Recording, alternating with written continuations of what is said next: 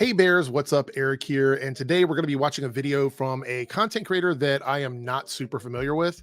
I think I've seen some of his videos like shared and stuff like that, but I don't really know a lot about him. And that is the Dave Cullen Show. Now, I did take a chance before we're going to watch this video. I went over to his channel and kind of looked through his uploads and stuff, and kind of scrolling through it now. And it looks like what he does on his channel is a combination of what we would call like, anti-fandom content, hate content, chud content, and stuff like older stuff that he's reviewing. But no big surprise, it seems like, because YouTube is going to YouTube, the hate content gets the most traction. And I'm not blaming that on him. That's YouTube. That's YouTube's fault. Anyway, as you guys know, I like to talk shit and read people. So this video that was sent to me here is a short video. It's only 7 minutes long. Let's go through it and see if there's anything worth debunking. And yeah, let's go ahead and just jump into this. One thing I've learned doing the whole YouTube cultural commentary thing over the years is that merely reacting to wokeness or depictions of cultural vandalism in media, films, and television shows, etc. They throw words out so quickly that people sometimes miss it. I don't think I've ever heard that before. Cultural vandalism. They make everything sound so vulgar and like angry. You know what I mean? Like woke, we've heard a million times. It's just the word. It's just overused. But cultural vandalism, that's a new one. It's not enough by itself. To a certain extent, it harvests your energy, and it also gives attention and free publicity to the particular content you're criticizing. Yeah, I don't disagree with that. I mean, any time, like we saw it with Velma. Like I don't know a lot of people that liked Velma, but so many of these like anti-fan channels were like religiously watching it and causing their viewers to go over and watch it, that it became very popular. For a few generations now, our culture and even our history has been deconstructed and rebuilt and refurbished with a new coat of woke paint. Again, with the woke word, yeah, that's how history works. You learn from it, you grow from it. I mean, if we kept repeating history, we would be fuck all, right? I mean, things would be fucking awful, at least for a lot of marginalized communities and a lot of people who are not of the status quo. So it is important to understand history, deconstruct it, and rebuild it. And you're gonna say with woke paint, I mean, that's progress, right? There's always progress. It just sounds like you're arguing against progress. In a way, our reactionary commentaries are not only feeding the beast and amplifying it, but they're also simply deconstructing it as well, without offering an alternative. Yeah, I would say the in the time that I've been on YouTube, I've been using YouTube since 2007, like pretty much from the very beginning. The last 6 or 7 years, the kind of media that comes out in this part of YouTube typically complains without any solutions, or the solutions they offer is simply to keep oppressive behaviors and microaggressions against marginalized communities, which isn't really, it doesn't fix anything. It just continues oppression. And I've always said that they're not really actively doing anything. They're not contributing to the conversation. What I'm saying is, it's not enough to simply react and criticize what we don't like in modern pop culture and entertainment. We need to also praise what we do like. Yes, I agree with that. I think it's a good balance, and every channel gets caught up in that. And it can go the other way as well. I mean, there can be channels that do nothing but they're hype men for content, and that's not good either. You need a good balance. Nuance is really important, and that's something I will always argue for, is nuance. Like, I think it's okay to have extreme opinions about stuff as long as you're willing to understand that that is a personal opinion, and it's not reflective of the actual the art itself. And I have tried to strike a balance on this channel by reviewing old movies that I really enjoyed and I think are worth watching. Yes, yeah, he has. And by the way, I'm looking though, most of the movies that he's reviewing are movies that are universally like considered classics. But when you're like when you're reviewing something that is universally loved and acting like you're offering something new, you're not really offering anything. Going back and looking at legendary movies and TV shows and classic things that a vast majority of people love, is also not really adding anything to the conversation. There are a few things here on his channel that I saw that are things that most people would consider to be either underrated or lost in time, and that's cool. But yeah, I think if you're gonna talk about stuff you love, you need to contribute to bringing things that aren't already considered classic into the forefront. But new content needs to be made as well. We need art that speaks to the times we're living in and reflects what people are thinking and feeling today. And you don't think that modern media does that? I mean, I would say that I believe modern media does reflect what's going on today. Have you looked outside your window? Have you opened your blinds and taken a look outside? Like, if you're going back to an era where marginalized people were either tokens or stereotypes and saying this is the kind of media we should be making, that is very harmful to marginalized communities. It's very harmful to any person who is not part of the status quo, which is typically straight white men. Straight white men were the status quo for a long time. In a lot of ways, they still are the status quo, because marginalized communities are marginalized for a reason. And we'll talk more about that in a second. And that also gives us a sense of people's hopes and dreams for the future. And of course, new original creative ideas unshackled from agendas and unbound by the limitations of conventional mainstream thinking. And okay, pause there. It's another thing that your community, and I'm gonna lump you in here for a second because I do think this is a generalized concept. The term agenda. So agenda gets thrown around a lot, particularly by the chuddy anti-fandom. And there's a couple of things there that we need to understand. First and foremost, agendas are not evil. Agendas can also be very positive things, or they can be absolutely unbiased. They can simply be things that need to be done that have nothing to do with anybody's opinions or one particular group or whatever. It can just simply be a list of things that need to be completed.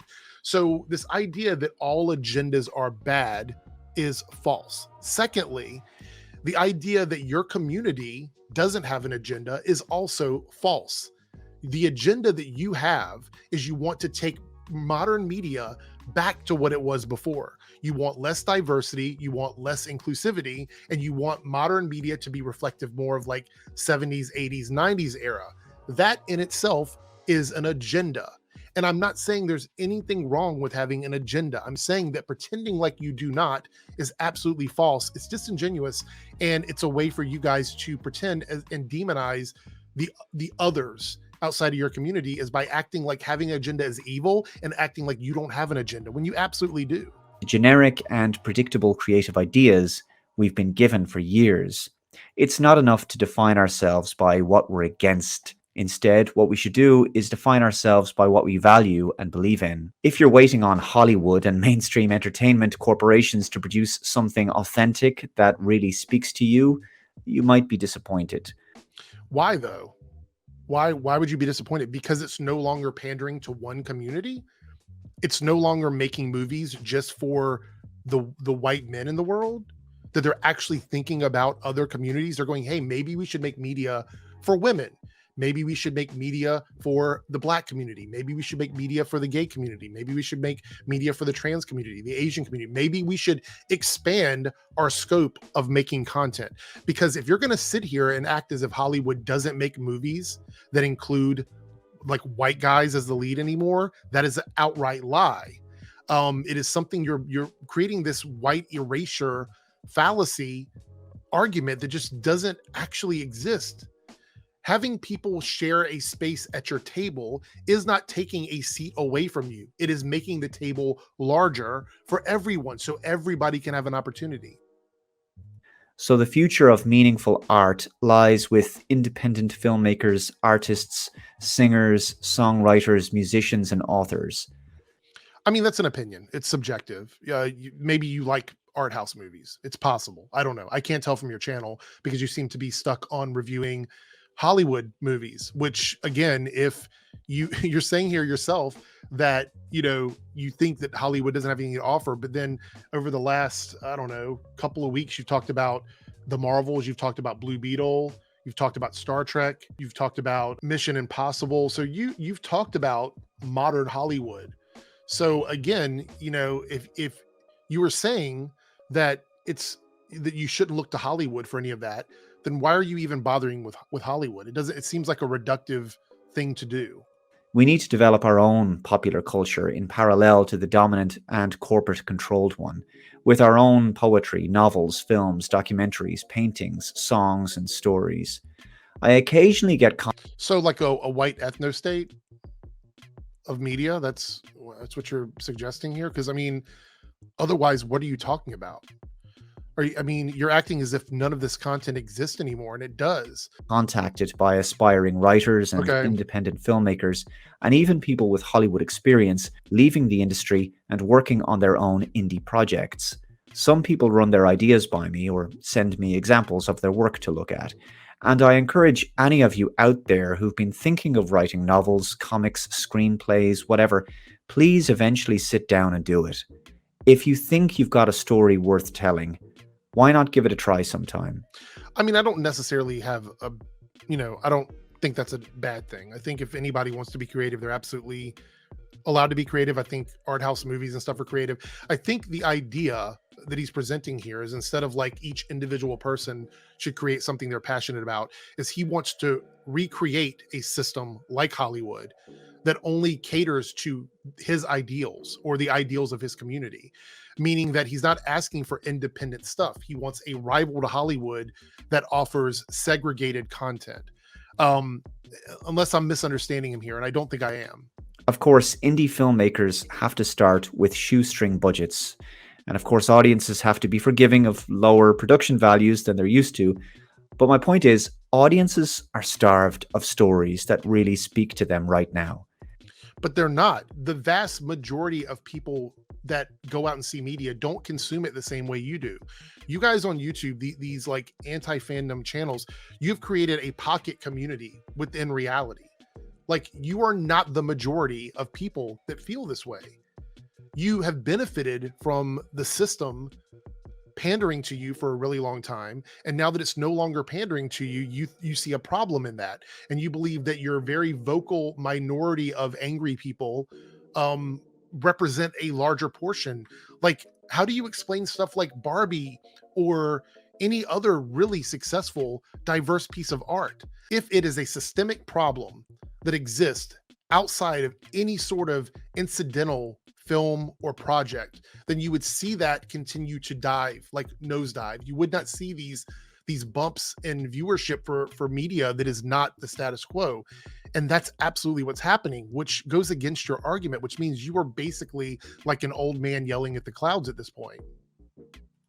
And I think there's a special place in the market for content that speaks to our times. Not that I specifically think that people should make political or cultural commentary content necessarily. In fact, I'd prefer stories that were entirely neutral, but I just think there's Do you really though?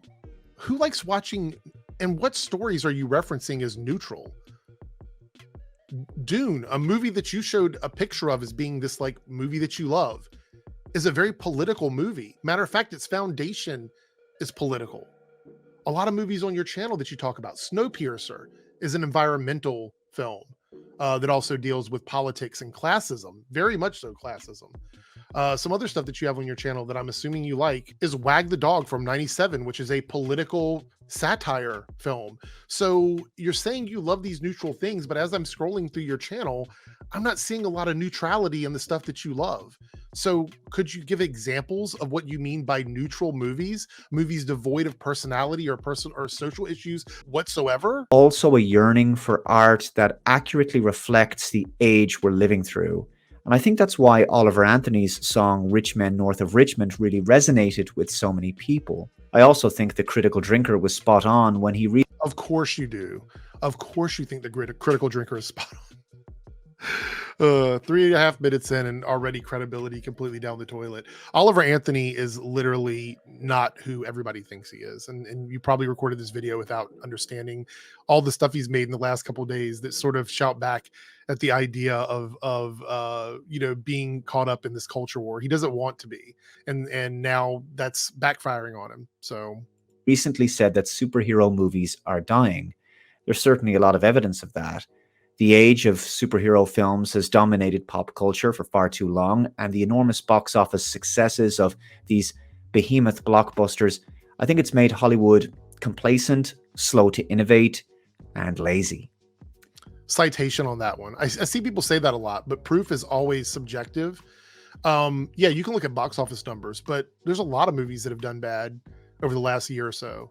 So blaming that on superhero movies seems a little weird because superhero movies did not cause the failure of more than a handful of films that had absolutely nothing to do with comic books. It's the same with big franchise films and TV series. The same intellectual properties and characters and stories recycled, reimagined, and rebooted over and over with some minor updates and usually along with an unwanted injection of the message.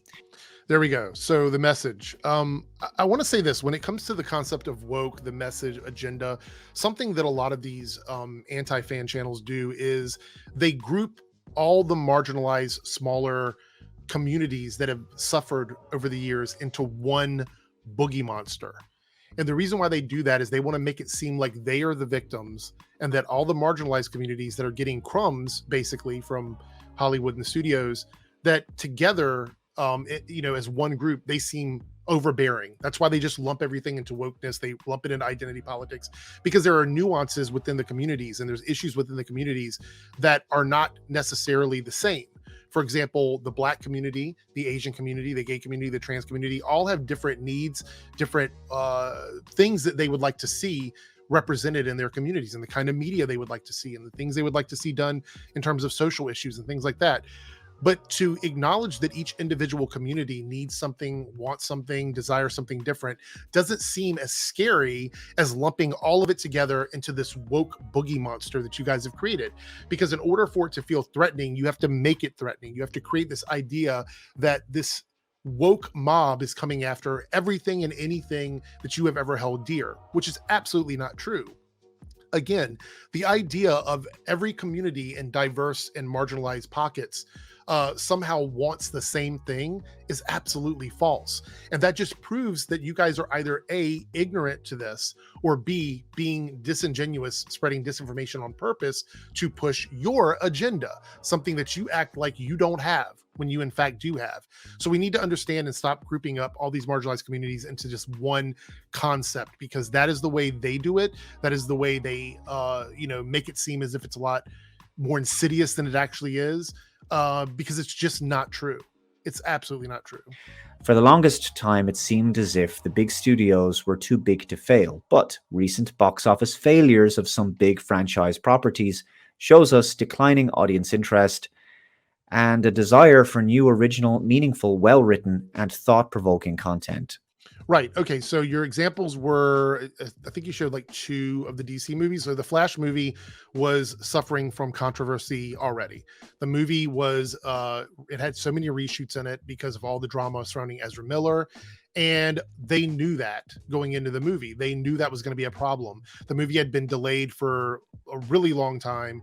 And it came out with very little fanfare whatsoever because they had none of the major actors going out promoting the movie. They had no one, Ezra couldn't even do interviews. So there was other issues that led up to that. But that kind of nuanced take does not speak to what you're trying to do in this video.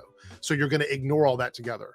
Blue Beetle, also a very low budget superhero movie with a relatively unknown superhero, unknown character with no push because of the strikes that are happening right now. We've already seen that 20 to 30% of the downturn in sales can be attributed to the striking between the actors and the writers. Now, without knowing how the movie would have performed with proper promotion and actual promotion leading up to the film, we cannot say 100% for sure that the movie failed because of the message or anything like that, because there's no proof of that. There is a small independent film studio in America called Not So Sane Entertainment, and they actually specialize in making non-woke films. So when you say non-woke, right, I'm going to assume that that means no identity, no diversity of people in it, anything like that. I'm just going to guess that's kind of what it is, because otherwise, what does that mean? What does non-woke mean? If you're not reducing diversity, if you're not reducing inclusivity, if you're not reducing identity, if you're taking all those things out of these properties, then what does non-woke actually mean if not that? I'll include their website and YouTube channel linked below. They've done horror films, westerns, comedy. Wait a minute, hold on.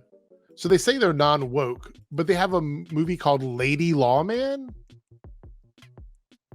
That title seems really woke to me. It says the epic tale based on a true story of the first female deputy marshal in the Old West. Marshal Buck Johnson recruits Frances Miller to help the lady track down deadly outlaws and bring them to justice. If that were a major studio film, you guys would be crying about it. Okay, I wonder why specifically you're talking about this website. It's a little sus to me. Yours truly has a cameo in it, assuming I don't get. Oh, there we go. You called it out for me. That's all right. So you're promoting it because you are included in one of their projects. All right. We can so basically totally ignore this offering because this is how these guys operate. Usually they create a problem-centric sales. They create a problem and then they offer a solution. And that's what he's doing here. The problem has been created in the first 4 minutes of this video, and now he's offering a solution. That's boring. To make use of crowdfunding platforms, you have basically an existing audience you can reach, and some of those people might be interested in contributing towards the budget of your next original project. Yes, that's how crowdfunding works. Thank you for explaining that to us. So to conclude, I think this is the time to begin building a new pop culture. So guys, I'll wrap it up there. Let me know your thoughts. Yeah, so I essentially find this to be a very, I don't know, sort of disingenuous dog whistly video. You know, again, just sort of, I don't know, it feels like he sat down and just wanted to talk about like wokeness. Like that's pretty much what it was. And then promote this company that he's got to, like, it almost all led up to that pretty much. I'll say this, from what I can tell, it seems very clear to me that this grifty pocket of YouTube is losing steam. It seems like people are finally tired of hearing the same 4 or 5 things said over and over and over again. Woke this, woke that, feminism, identity politics, like all these same buzzwords just over and over and over again. And they're moving away from it. And I think that's really good because it doesn't really mean anything. I mean, the one thing I do agree with him in this video is that this kind of content doesn't present any answers. It doesn't present anything of value, in my opinion, to the conversation. Because once you start saying woke and agenda and the message, you're telling me at that point that you have no concept of the individual marginalized communities that are being represented in media, and you're just lumping everything together, which shows me that you're ignorant to those things. And so if you want to actually grab the attention of someone who is more progressive or somebody who is outside of this bubble, and you want to convince them that your argument is a valid argument, if that's truly what you want to do, if that's the goal, and it isn't just some sort of grift to fund your own projects to make money off of, if you actually want to make a difference in that regard, you need to show that you're not completely wrapped up in the sauce of just anti-wokeness. So it's pretty much it. Thank you guys for watching the video, and I'll see you next time. Bye.